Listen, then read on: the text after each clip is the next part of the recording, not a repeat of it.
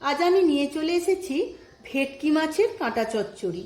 ভেটকি মাছ তো আমরা হামেশাই খেয়ে থাকি, কিন্তু এই কাঁটা চচ্চড়ি আমাদের খুব একটা খাওয়া হয় না। তাই আমি অল্প কিছু মশলা দিয়ে আজ আমি কাঁটা চচ্চড়ি বানিয়ে আপনাদের কাছে শেয়ার করব। রেসিপিটা আপনারা যে কোনো সময়ে বানিয়ে খেতে পারবেন। সম্পূর্ণ ভিডিওটি দেখার জন্য অনুরোধ রইল। নতুন বন্ধুদের কাছে অনুরোধ আমার চ্যানেলটিকে সাবস্ক্রাইব করার জন্য। যদি ফেসবুক বন্ধু হয়ে থাকেন তাহলে আমার পেজটিকে ফলো করার জন্য। চলুন দেখে নেওয়া যাক রেসিপিটা।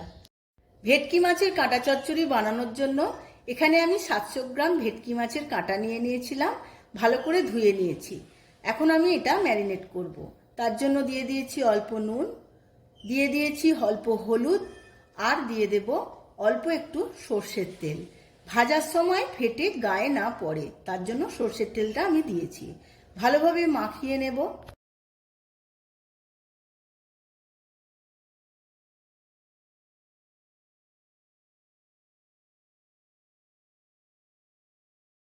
এইভাবে আমি 10 মিনিট রেখে দেব। মাছের কাঁটাগুলো 10 মিনিট ম্যারিনেট হয়ে গেছে। এখন আমি ভেজে নেব। তার জন্য কড়ায় তেল নিয়ে নিয়েছিলাম, তেলটা গরম হয়ে গেছে। একটা একটা করে মাছের কাঁটা আমি ভালোভাবে ভেজে নেব।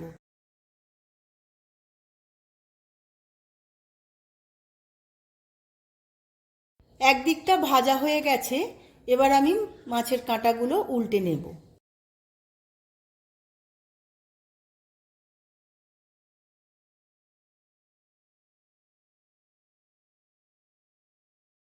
ভালোভাবে লাল লাল করে আমি ভেজে নেব।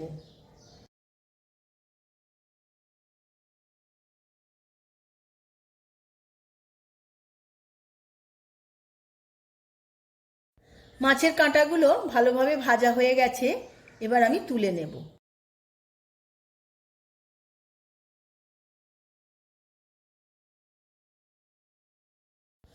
ওই একই তেলে আমি 3টে বড় সাইজের পেঁয়াজ ছোট ছোট করে কেটে রেখেছিলাম, সেটা দিয়ে দেব। এখানে আমি কোনো রকম ফোড়ন দিলাম না, শুধু পেঁয়াজটাই এখন ভাজবো। পেঁয়াজটা লাল লাল করে ভেজে নিতে হবে।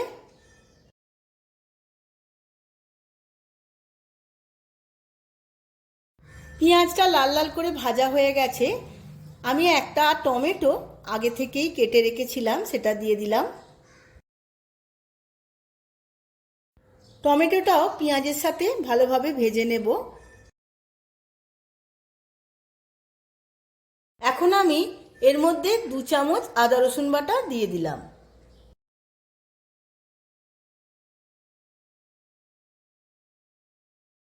এর মধ্যে আমি স্বাদ মতো নুন দিয়ে দেব, আর দিয়ে দেব 1 চামচ লঙ্কার গুঁড়ো, আর দিয়ে দেব 1 চামচ হলুদ গুঁড়ো। এখন সমস্ত কিছু ভালোভাবে কষিয়ে নেব।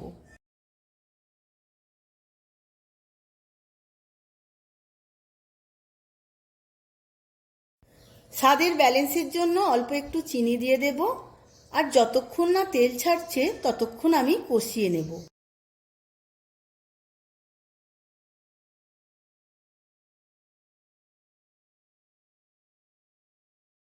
তেলটা মোটামুটি ছেড়ে এসেছে। এখন আমি এর মধ্যে দিয়ে দেব 1 চামচ টমেটো সস। টমেটো সস দেওয়ার পর আরও একবার ভালোভাবে কষিয়ে নেব।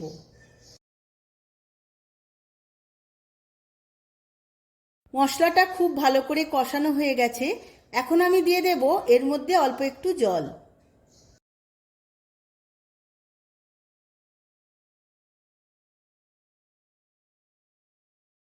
ভেজে রাখা কাঁটাগুলো এই কারির মধ্যে এবার দিয়ে দেব।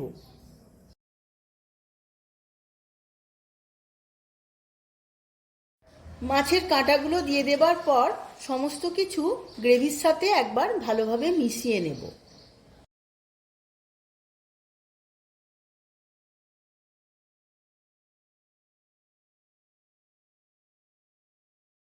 কাঁটা চচ্চড়ি অলমোস্ট রেডি হয়ে গেছে। আমি ওপর থেকে কিছুটা ধনেপাতা ছড়িয়ে নেব। গ্যাসের ফ্লেমটা অফ করে দিয়ে এইভাবে 5 মিনিট রেখে তারপর আমি সার্ভ করে নেব। আমি সার্ভ করে নিয়েছি ভেটকি মাছের কাঁটা চচ্চড়ি। দারুণ খেতে হয়। আপনারাও আমার মতো করে একবার বাড়িতে বানিয়ে ফেলুন আর গরম গরম ভাতের সাথে সার্ভ করে দিন। দেখবেন বাড়ির সকলের খুবই ভালো লাগবে। ভিডিওটা যদি ভালো লেগে থাকে ভিডিওটিতে প্রচুর লাইক, শেয়ার, কমেন্ট করবেন। আজ তাহলে আসি, আবার দেখা হবে নতুন কোনো ভিডিওতে, নতুন কোনো রেসিপি নিয়ে। ধন্যবাদ।